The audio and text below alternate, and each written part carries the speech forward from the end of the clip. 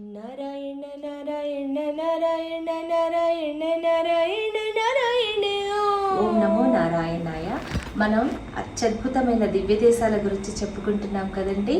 ఈరోజు అద్భుతమైన దివ్యక్షేత్రం 108 వైష్ణవ దివ్య దేశికాలలో 106వది తిరువేంకటం. తిరుమల తిరుపతి దేవస్థానాలు అనమాట. వేం అంటే పాపాలు, కట అంటే పోగొట్టే లేదా దహనం చేయబడే, చలం అంటే కొండ. ఈ కొండ మీద ఉన్న పెరుమాళ్ వెంకటేశ్వర స్వామిగా మనకి దర్శనమిస్తున్నారు. మూలమూర్తి శ్రీ తిరువేంకటముదయాన్, వెంకటాచలపతి, శ్రీనివాసన్, సప్తగిరి స్వామి, మలయప్పన్, మరెన్నెన్నో పేర్లు. తాయారు అలర్మేల్ మంగై నాచియార్ మరియు పద్మావతి. ఉత్సవమూర్తి శ్రీనివాసన్. విమానం ఆనంద నిలయ విమానం. పుష్కరిణి పాప వినాశన తీర్థం, శేషాచల తీర్థం, కోనేరు తీర్థం మొదలగునవి. ఆగమం వైఖానస ఆగమం, తెంకళై సంప్రదాయం పాటిస్తారు. కొండ మీద శ్రీనివాసుడు, కొండ క్రింద పద్మావతి అమ్మవారు, గోవిందరాజస్వామి ఆలయాలు మూడు కలిసి తిరువేంకటంగా పిలువబడుతున్నాయి. వెంకటేశ సమస్థానం బ్రహ్మాండే నాస్తి కించనః, వెంకటేశ సమోదేవ నభూతో న భవిష్యతి. పెరుమాళ్ళకి సమమైన దైవం ఇంతకన్నా ప్రదేశం మరేది లేదనమాట. ఇంత గొప్ప క్షేత్రం, దీనికి సమానమైన క్షేత్రం మరి ఒకటి లేదు. ఇలాంటి ప్రదేశాన్ని ఇంకా ఎక్కడ వినలేరు, వినబోరు కూడా. అర్చనలు, తీర్థప్రసాదాలు, కైంకర్యాలు, సేవలు, తీర్థాలు ఇక్కడున్నట్లు మరెక్కడా లేవు. నమ్మాళ్వార్లు శరణాగతి చేసి తొండరపూడి ఆళ్వార్లు తప్ప తతిమ ఆళ్వార్లందరూ పూజించిన వరాహ క్షేత్రం. నల్లమల అడవుల కొండలు ఆదిశేషుని పోలి ఉంటాయని చెప్తారు. అవి తలభాగం తిరుమల, మధ్యభాగం అహోబిలం, తోక భాగం శ్రీశైలం మరియు శ్రీకూర్మం అని చెప్తారు. 3 భాగాలుగా ఆదిశేషుడు శయనించి ఉన్నారు. తలభాగం సప్తగిరిగా, 7 కొండలుగా ఆదిశేషుడు కొలువై ఉన్నారు. కృతయుగంలో వృషభాద్రి అనే పేరుతో ఉంది ఈ ప్రదేశం. తరువాత త్రేతాయుగంలో అంజనాద్రి, ద్వాపర యుగంలో శేషాద్రి మరియు శేషాచలం అనే పేరు, 4వ యుగంలో వెంకటాద్రి, వెంకటాచలం అనే పేరు. మొదటి యుగంలో వృషభాసురుడు అనే రాక్షసుడి పేరు మీద ఈ కొండకి పేరు వచ్చింది. శివుని భక్తుడైన ఇతడు శివునితో యుద్ధాన్ని కోరుకుని ఓడిపోయిన తర్వాత తన మోక్షానికి గుర్తుగా ఆ కొండకు తన పేరు పెట్టాలని కోరుకున్నాడు. వృషభం అనగా ఎద్దు. శివుని వాహనమైన నందికొండగా కూడా దీనికి పేరు. రెండవది అంజనాద్రి. అంజనాదేవి ఇక్కడ తపస్సు చేసి ఆంజనేయుని పుత్రినిగా పొందారు. ఆంజనేయుని జన్మస్థలం. తర్వాత శేషాద్రి. వాయుదేవుని వైకుంఠంలో విష్ణువుని చూడాలనుకోగా స్వామి విశ్రాంతి తీసుకుంటున్నారని లోపలికి వెళ్ళనివ్వకపోవడంతో వారిద్దరికీ తీవ్ర వాదన జరుగుతుంది. వాయుదేవునికి, ఆదిశేషునికి అనమాట.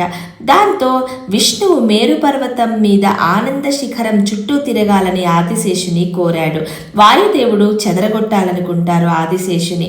ఆదిశేషుడు పర్వత శిఖరాన్ని గట్టిగా పట్టుకున్నారు. చెదరగొట్టలేకపోతారు వాయుదేవుడు.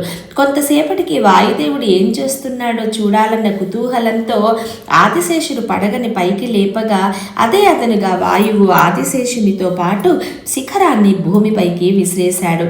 అది స్వర్ణముఖి నది ఒడ్డున పడగా ఓడిపోయిన ఆదిశేషుని విష్ణుమూర్తి ఓదార్చి కలియుగం వరకు ఈ కొండకు శేషాద్రి, శేషాచలం అని పేరు పెట్టి తాను ఇక్కడే ఉంటానని వాగ్దానం చేస్తారు. మరొకటి క్రీడాద్రిగా కూడా పిలుస్తారు. దీన్ని స్వామి ఇక్కడ క్రీడిస్తారు, అంటే ఆడుకుంటారు. కొండని గరుత్మంతుడు కిందకి తీసుకురమ్మని చెప్పారు స్వామికి. దీన్ని గరుడాద్రిగా పిలుస్తారు. నారాయణ క్షేత్రంలో ఉన్నది నారాయణాద్రి. ఆదివరాహస్వామి కొలువున్న వరాహ పెరుమాళ్ళ క్షేత్రం. వెంకటేశ్వర స్వామి ఇక్కడికి వచ్చారు, కానీ ఈ క్షేత్రానికి అధిపతి వరాహస్వామి. పుష్కరిణి ఒడ్డున వరాహస్వామి ఉంటారు, కోనేరు ఒడ్డున అనమాట. ఇప్పటికీ వరాహస్వామి దర్శనం తర్వాతే వెంకటేశుని దర్శించుకోవాలి. భృగు మహర్షి ముల్లోకాలలో ఎవరు సరి అయిన దైవమో యజ్ఞం యొక్క హవిస్సు తీసుకోవటానికని మహర్షులందరూ భృగువును అడగగా ఆయన సత్యలోకం, కైలాసం, వైకుంఠాలకు వెళ్తారు. బ్రహ్మ పట్టించుకోరు, అక్కడ ఉండరు. శివుడు కూడా అక్కడ లేకపోవటంతో ఆయనకు సరి అయిన మర్యాద దొరకదు. విష్ణువు కూడా భృగువుని పట్టించుకోనందున కోపోద్రిక్తుడై విష్ణువు వక్షస్థలం మీద తన్నగా తన నివాస స్థలమైన వక్షస్థలం మీద తన్నినందున కోపించిన మహాలక్ష్మి కొల్హాపూరు వచ్చి అక్కడ తపస్సు చేసుకుంటూ ఉంటారు. విష్ణువు కోపించక భృగువును మర్యాద చేయడంతో ఆయన హవిస్సు తీసుకోవటానికి అర్హులని చెప్తారు.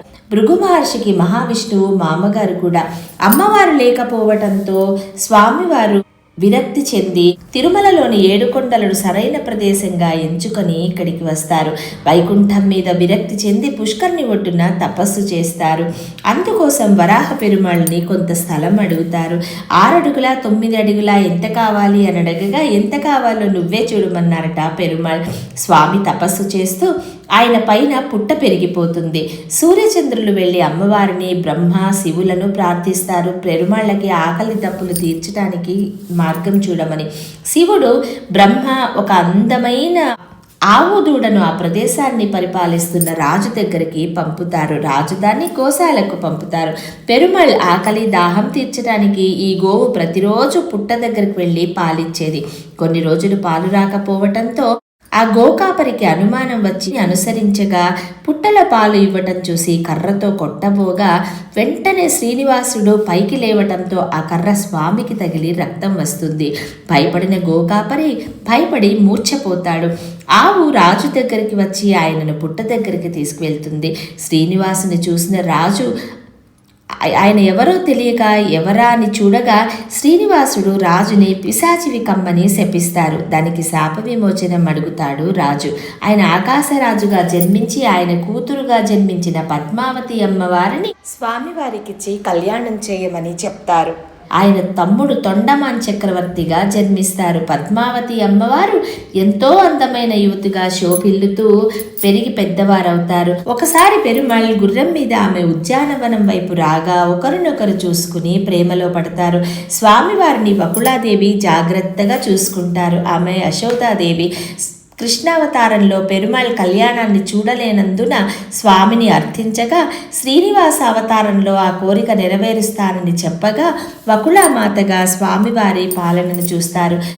శ్రీనివాసుడు పద్మావతీదేవి గురించి వకుళాదేవికి చెప్పి వకుళాదేవిని రాజుగారి భార్య అయిన ధారిణీదేవి వద్దకు వెళ్ళి పద్మావతిని తనకు ఇచ్చి కళ్యాణం చేయటానికి మాట్లాడమని చెప్తారు. వకుళాదేవి నవ్వి నువ్వు నాకేం చెప్పలేదు అంటారు. వకుళాదేవి వెళ్లేలోపు స్వామి సోది చెప్పే అమ్మ రూపంలో వెళ్ళి రాణికి నీకు మంచి సంబంధం వస్తుంది కాదనకు అని చెప్తారు. రాణి పద్మావతిని చూపి ఈమె నా కూతురు, అన్నం తినదు, నీళ్లు తాగదు, పడుకోదు అని చెప్పగా స్వామి గవ్వలు వాసన చూసి వేసి నీ కూతురు ప్రేమలో పడిందని చెప్తారు. సూర్యచంద్రులను జయించినవాడు, శంఖచక్రాలను ధరించినవాడు, గోవర్ధనాన్ని ఎత్తినవాడు, మంచి నడవడి కలిగినవాడు, అందరికన్నా గొప్పవాడు, సముద్రానికి వారధి కట్టినవాడు నీ కూతురికి భర్తగా వస్తాడు. నువ్వు కాదనకు, నీ దగ్గరికి వచ్చిన ఎవరొచ్చి సంబంధం గురించి మాట్లాడినా అని చెప్తారు. దాంతో వెళ్ళిపోతూ మళ్ళీ వెనక్కి వచ్చి కాదనకు అని చెప్పి వెళ్తారు. కానీ పేరు చెప్పలేదేంటి అని అడగగా ఆయన పేరు శ్రీనివాసుడు అని చెప్తారు. చివరికి ఆ పేరు చెప్పి స్వామి వెళ్ళిపోతారు. ఆకాశరాజు యొక్క కులగురువు శుకాచార్యుడు.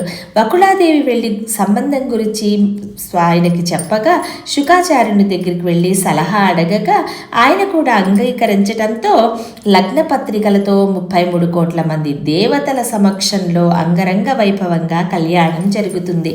వివాహానికి వచ్చిన దేవతలు ఒక్కొక్కరు ఒక్కొక్క బాధ్యత తీసుకున్నారు. అగ్నిదేవుడు అగ్నిసాక్షిగా, వరుణుడు తీర్థమివ్వగా, వాయుదేవుడు అందరికీ వసతి కల్పించి జాగ్రత్తగా చల్లగా చూసుకోగా, యమధర్మరాజు కళ్యాణ మండపం అంతా నిశ్శబ్దంలా ఉండేలా, స్కందన్ మరియు మురుగన్ అతిథులను చూసుకునేలా, సూర్యభగవానుడు పెళ్లికి ముందు పత్రికలు అందరికీ ఇచ్చి పంచేలా ఇలా ఒక్కొక్క బాధ్యతను చూసుకుంటారు.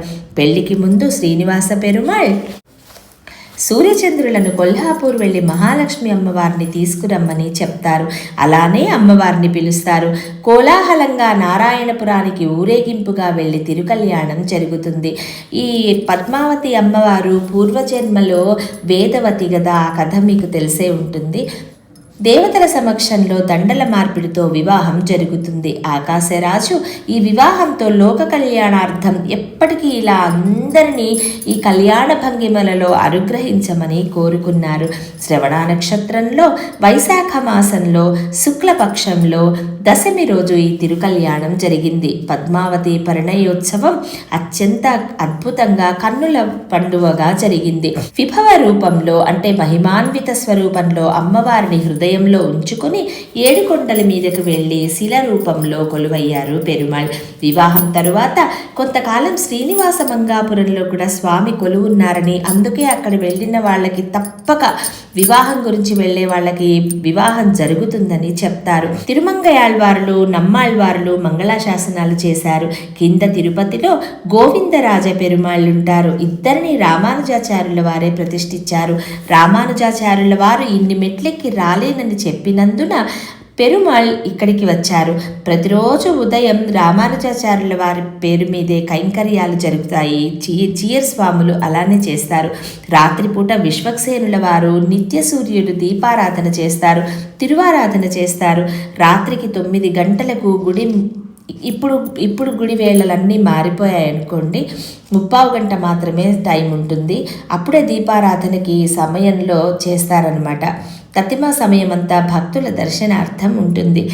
డబ్బు ఎలా సంపాదించాలో ఈ పెరుమాళ్ళని చూసే నేర్చుకోవాలని చెప్తారనమాట. మరి స్వామివారు అప్పు చేశారు కదా పెళ్లికి. తరువాత తిరుచుగువనూరుగా పిలిచే తిరుచానూరు, ఇక్కడే పద్మావతి అమ్మవారు ఉన్నారు.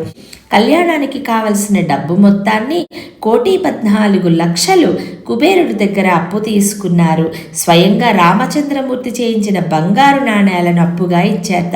మరి వడ్డీ ఎలా అని అడగగా, ఇక్కడ అమ్మవారి దగ్గర, పైన తిరుమలలో నా దగ్గర వచ్చేవి, భక్తుల దగ్గర నుంచి వచ్చేవన్నీ తీసుకోమన్నారట పెరుమాళ్. ఇదొక చరిత్ర. ఆండాళ్ళమ్మవారు, భూతత్తాళ్వార్, కులశేఖరాళ్వార్, నమ్మాళ్వార్, పెరియాళ్వార్, పేయాళ్వార్, పొయ్యయాళ్వార్, తిరుమంగయాళ్వార్, తిరుమజిసయ్యాళ్వార్, తిరుప్పన్నాళ్వార్ మంగళాశాసనాలు చేసిన క్షేత్రం. ఈ స్వామివారికి రాసిచ్చిన శిలాపలకాలు అప్పువి అవన్నీ అక్కడ రాగి పలకాలు ఉన్నాయి. స్వామివారి గురించి ఎంత చెప్పినా తక్కువే. నేను ఇది చేసే చిన్న సాహసమే అనమాట.